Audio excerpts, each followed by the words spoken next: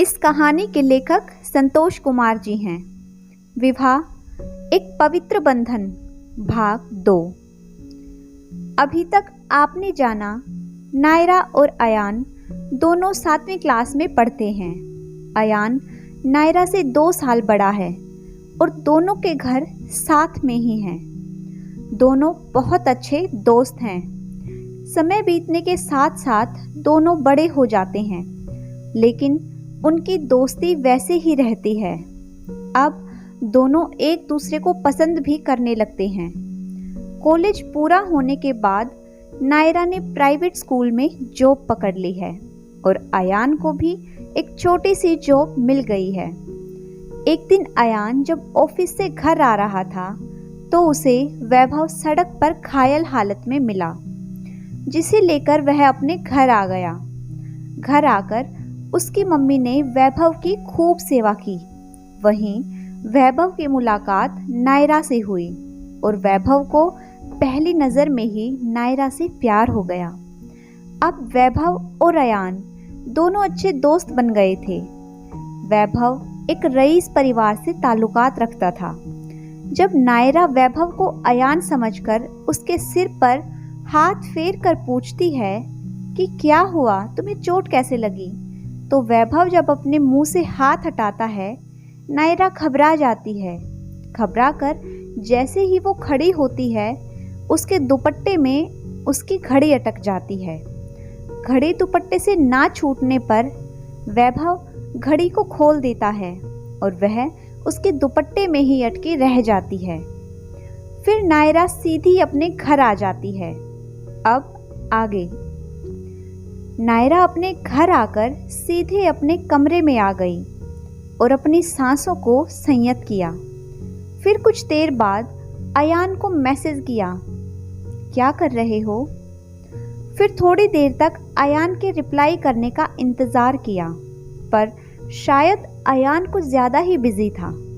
इसलिए नायरा ने भी मोबाइल चार्जर में लगा दिया और मम्मी की हेल्प करने किचन में आ गई।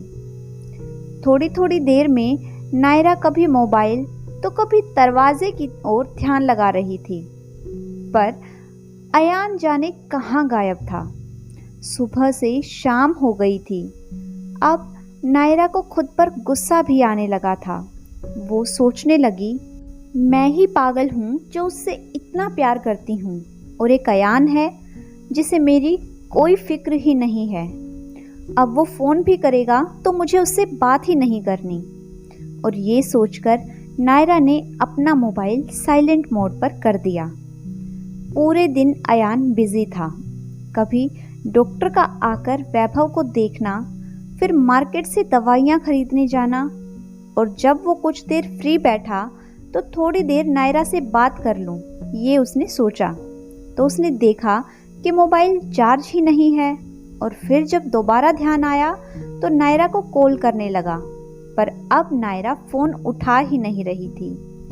अयान भी दिन भर की भाग दौड़ से थक गया था, इसलिए जल्दी ही सो गया कि अब कल बात करेगा नायरा से। सुबह नायरा की आंख खुली तो उसने अपने मोबाइल पर अयान के 10 मिस्ड कॉल देखी और वो उन्हें देखकर बहुत खुश हो गई। फिर जैसे ही बिस्तर से उतरने के लिए उसने पाँव नीचे किया तो वैभव की घड़ी ज़मीन पर गिरी हुई दिखी। नायरा ने उसे अपने हाथ में उठाया तो कल की बातें याद आ गई। नायरा सोचने लगी कि घड़ी तो लौटानी ही चाहिए, पर क्या पता जिसकी है वो चला गया हो। खैर, अगर चला भी गया होगा तो अयान को दे दूंगी, वो ही उसे दे देगा। खैर, जिसकी भी है, मैं इतना क्यों सोच रही हूँ। कुछ देर बाद नायरा तैयार होकर अयान के घर गई और सोचा घड़ी अयान के कमरे में टेबल पर रख देती हूँ, फिर मेरा काम खत्म। आंटी शायद किचन में थी, अंकल सोफे पर बैठे हुए थे, इसलिए नायरा सीधे अयान के कमरे के पास चली गई और झांक कर अंदर देखा तो कमरा खाली था। इसलिए नायरा अंदर चली गई और घड़ी टेबल पर रखकर जाने के लिए जैसे ही मुड़ी, तभी सामने से आ रहे वैभव से टकरा गई, जो अभी अभी बाथरूम से निकला था। नायरा का बैलेंस बिगड़ने लगा। वैभव ने हड़बड़ाते हुए नायरा को कंधों से थाम लिया। नायरा ने अपनी आंखें बंद कर ली और वैभव ने उसे ऐसे देखा तो जल्दी से खुद को उससे अलग कर लिया और बाथरूम में घुस गया। नायरा को बहुत शर्म आ रही थी कि एक अनजान इंसान उसके इतना नज़दीक था। उसका मन नहीं किया अभी अयान को फेस करने का, इसलिए वो अपने घर जाने लगी तो अंकल ने उसे टोका। क्या बात है बेटा, अभी आई और अभी जा रही है? वो अंकल, अयान शायद बाथरूम में है इसलिए। और जल्दी से नायरा बिना अंकल को देखे ही जल्दी से बाहर निकल आई। तभी अयान छत से नीचे उतरा और पूछा, पापा, अभी नायरा की आवाज़ आई थी, वो आई थी क्या यहाँ? हाँ बेटा, पर वो चली गई। ओह अच्छा, कल भी आई थी वो तो मिल नहीं पाया और आज फिर बिना मिले ही चली गई। अब तो शाम में ही वक्त मिलेगा, अभी तो ऑफिस के लिए भी निकलना है। थोड़ी देर बाद अयान और वैभव साथ में नाश्ता कर रहे थे और अयान की मम्मी बोल रही थी, बेटा कभी कभी आते रहना मिलने। जी आंटी, ज़रूर आऊँगा। अब तो अयान से मेरी दोस्ती हो गई है और आपने मेरा जो इतना ख्याल रखा है, इतना तो कोई अपना भी नहीं रखता। अयान ने वैभव को उसके घर छोड़ दिया और वैभव ने अपने ड्राइवर से उसे उसके ऑफिस छोड़ कर आने के लिए बोल दिया। अपने घर आकर वैभव का मन बहुत विचलित था। उसने ड्रॉअर से अपनी डायरी निकाली और उसमें लिखने लगा, आज नायरा से मिलकर ऐसा लगा जैसे वो बस मेरे लिए ही बनी है। ऐसा लगता है उसे सारी दुनिया से छुपाकर हमेशा के लिए अपने पास रख लूं। और वैभव की आंखों से आंसू की एक बूंद गिरकर डायरी के पन्ने में जब्त हो गई। वैभव ने डायरी को बंद कर दिया और तकिए से सिर टेक कर लेट गया। उसी दिन शाम में अयान नायरा के पास छत पर बैठा हुआ था और दोनों चॉकलेट खा रहे थे। अयान ने वैभव से मिलने और उसके एक्सीडेंट के बारे में नायरा को एक एक बात बताई। थोड़ी देर बाद नायरा उकता गई और बोली, बस अयान, बंद करो ये वैभव की माला जपना। इतना अमीर है, पैसे वाला है, फिर भी कोई घमंड नहीं है। बस तब से यही रट लगाए रखी है। तुम्हें पता भी है मैं 2 दिन कितना परेशान थी तुमसे बिना मिले। और आगे की बात नायरा ने अपने होठों में ही दबा ली। क्या कह रही थी तुम?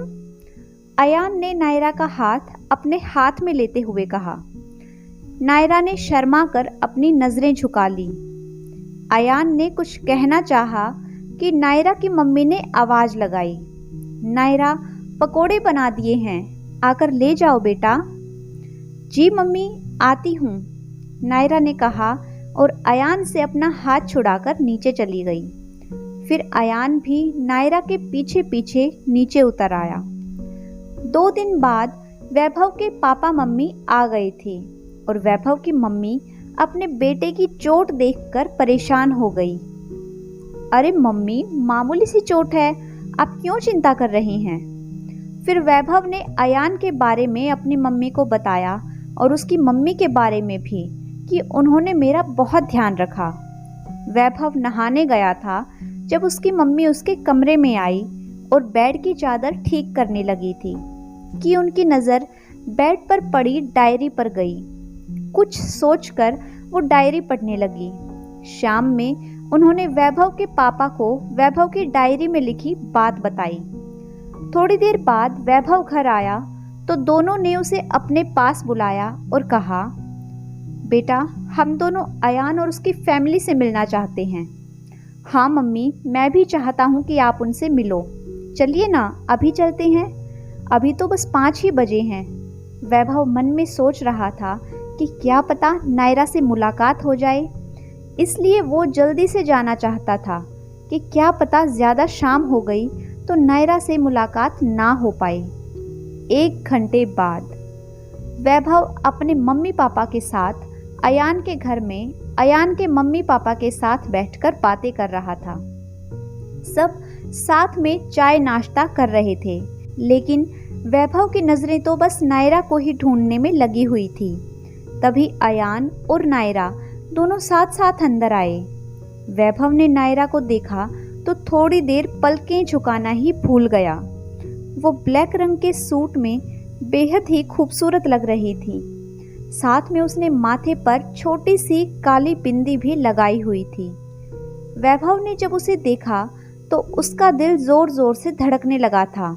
जब वैभव की मम्मी ने वैभव को उसे ऐसे देखते हुए देखा तो वो समझ गई कि यह लड़की कोई और नहीं नायरा ही है, पर उन्होंने उस समय अनजान बने रहना ही सही समझा। क्या होने वाला है नायरा की जिंदगी में आगे? क्या वैभव की चाहत नायरा समझ पाएगी या अयान उससे अपने प्यार का इजहार कर देगा? कहानी में आगे क्या होने वाला है जानने के लिए अगला भाग देखना ना भूलें। और तब तक अगर आपको आज की मेरी ये कहानी पसंद आई है तो वीडियो को लाइक कीजिए, शेयर कीजिए। साथ ही अगर आपने अभी तक मेरे चैनल को सब्सक्राइब नहीं किया है तो जल्दी से चैनल को सब्सक्राइब कर लें। Thanks for watching.